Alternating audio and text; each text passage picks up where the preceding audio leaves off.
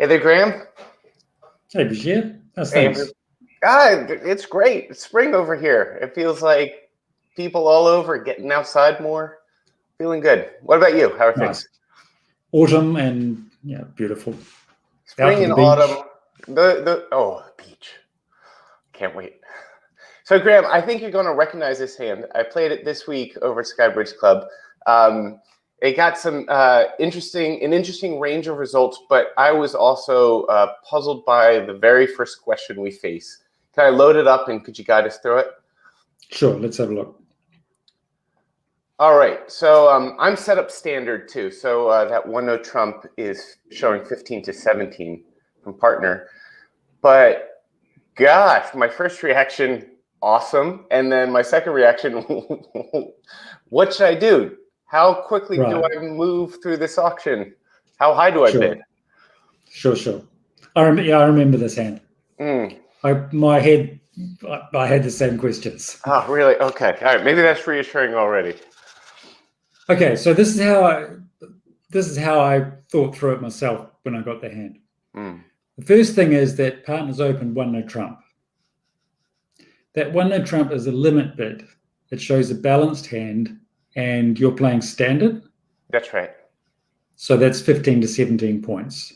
So because partner has made a limit bid, it's kind of our job to make a decision.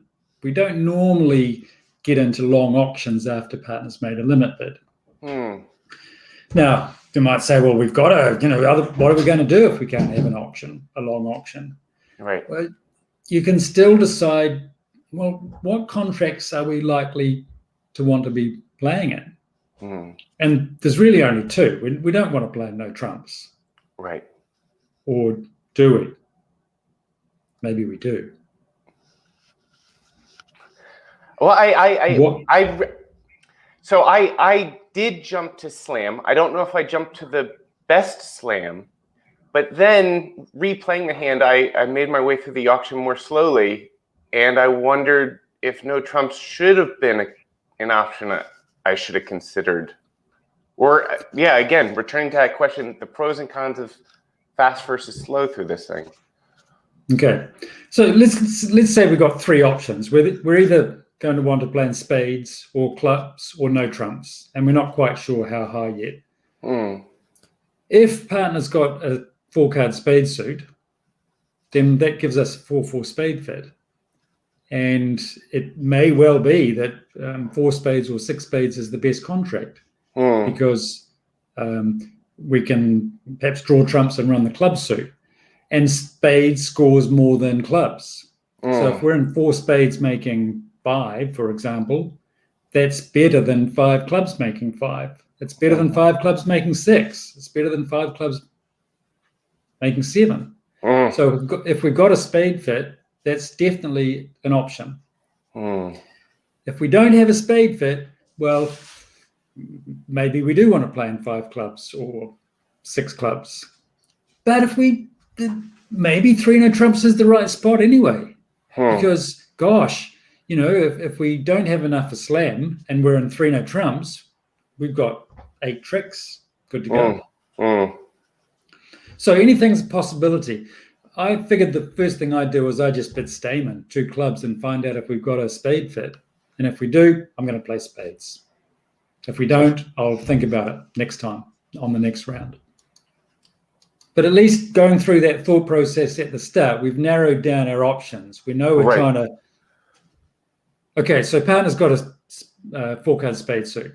And what you articulated so well, which I found helpful, was we had a clear reason for our bid, which was to figure out if we had that spade fit or not. Right.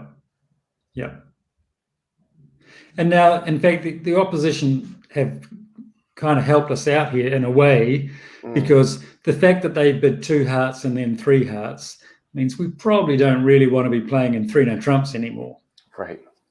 Void in hearts, and they bid in supported hearts. So 3 no trumps is out, 6 no trumps is out. We're not going to do that.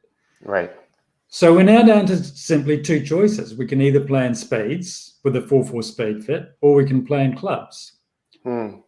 clubs might be safer with all those clubs, but it's going to be really annoying to be in a really safe contract of 5 clubs when everyone else is in 4 spades, or 6 clubs when everyone else is in 6 spades. We're going to get a bad score if we're too safe.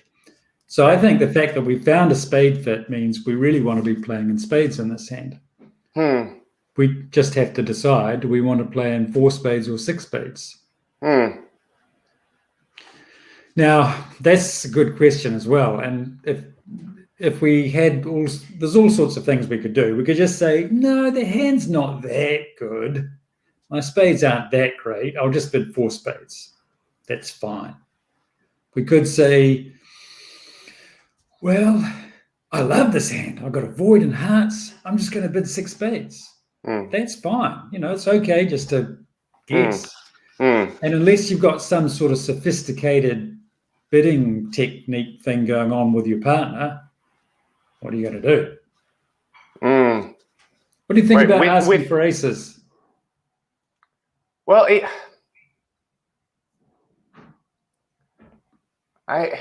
it's not aces so much as which aces, isn't it?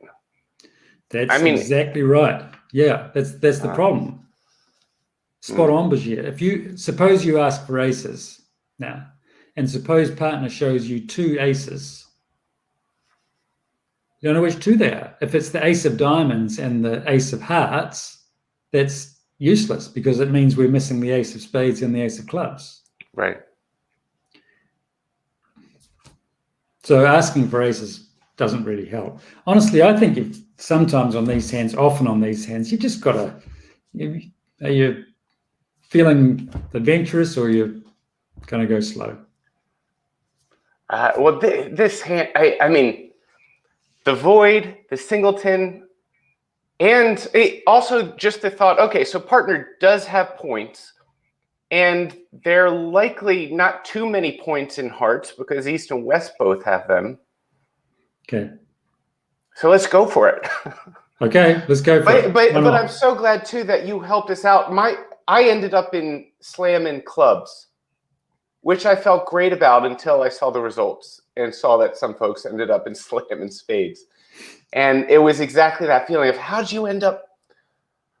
I missed a step in there. I missed a possible step in there.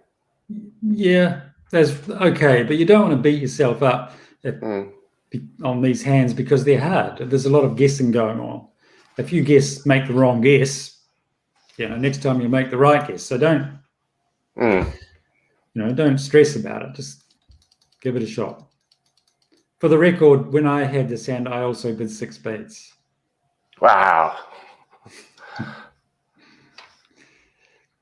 And then when I saw dummy, I regretted it. Wow. Right. Yeah. So, and the challenge, it's more challenging 6 spades than 6 clubs. If I remember right, you made it, but I did, but I shouldn't. I was lucky. It was lucky. It should have gone down. Now, there is a layout of the cards. This is really good one to pause there if you're watching this. Stop there. There is a layout of the cards that will allow you to make 6 spades. You'll need the spades distributed in a certain way that will allow you to make 6 spades.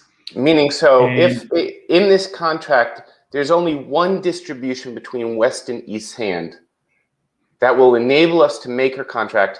And so we have to figure out what that distribution is and play the hand as if that's what the distribution is. That's it. That's what we've got to do. Because if we lose one, we can't afford to lose any spades. Because if we do lose a spade, then we're going to lose a diamond.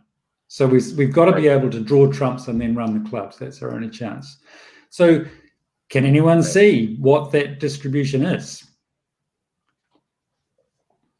Have a think about it and maybe pause the video. Well worth studying. Okay. We're back again. What you need to do, we'll need the king of spades with West. So we're going to play the queen of spades and if West plays the king, then we're going to play the ace.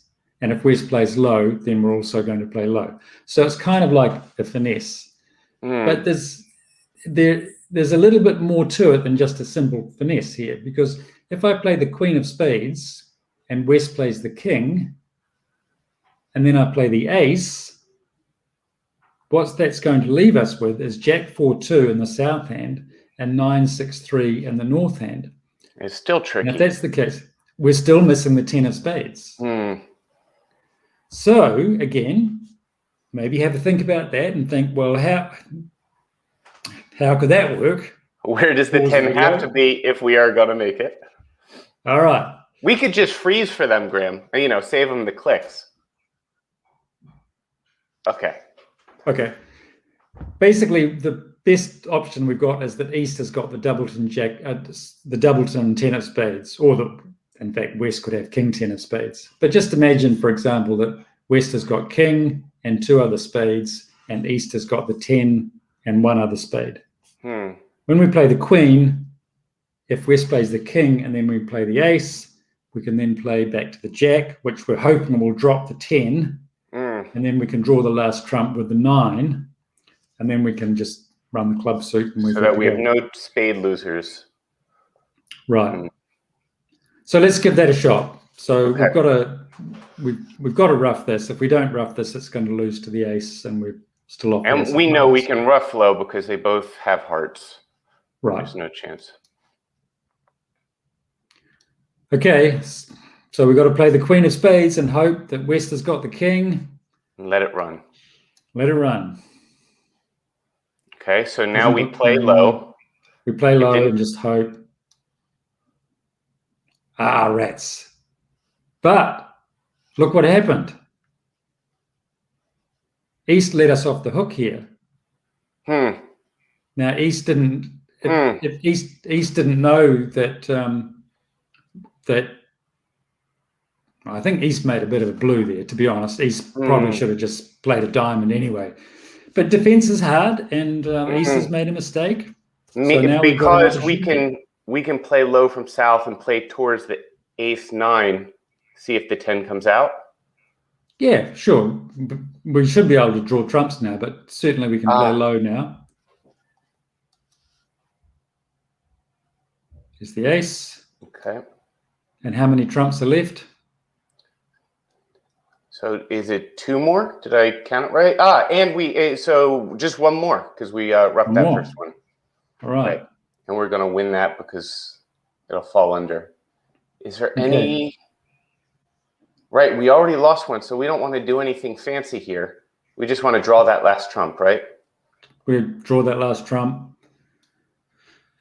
Is with playing it this way, East led the heart. Would we want to rough this king? No, because we're going to, if we rough that king, we're going to end up in strife later on. In fact, we don't, and basically we don't need to rough the king. If you just look at that south hand, and again, that's a good question, Vigier. But here we need to look at the tricks we've got. And we're going to make all those club tricks. So we're going to make 1, 2, 3, 4, 5, 6, 8 club tricks plus 2 spades. Right. So we already have it. Sorry, of course. It's right there. Yeah. Yeah, it's thinking too hard. Sorry, I can do that. All right. Now all we've got to do is just play all those clubs. The rest are ours. The rest are ours. So that East led spade. It's interesting. So once we see the full deal, folks can also think about what East could have done to prevent. Sure. What was the opening lead for those of you playing Ackle? Actually, I set my bidding up to standard as well. So, but we can have a look, and we'll see that North playing Ackle would have opened a diamond or maybe a spade, probably a diamond. Okay. Some Ackle players would open that hand a spade. And the question still would have been, do we have a spade fit? Yeah. Yeah. Anyway, so interesting. I think there's three things there. One is that, it's a hard hand. Yeah. There's no perfect solution to these hands. So don't be afraid to just give it your best guess. And a lot of the time you'll be right, and some of the time you'll be wrong. And that's life. That's bridge, Secondly, we had to think about how the spade suit needed to be distributed to guarantee the contract. We played for that. It wasn't that way. But then, hey, East came to our rescue. Sometimes you get lucky. Well, thank you, Graeme. What a cool hand. And as always, there's you stepping us through the thinking gives us so much that we can take with us. So much appreciated. Thank you, everyone, for joining us. Graeme, we got your class starting in a couple minutes. We better get over there. Oh, we better go, yeah. All right. Bye, everyone.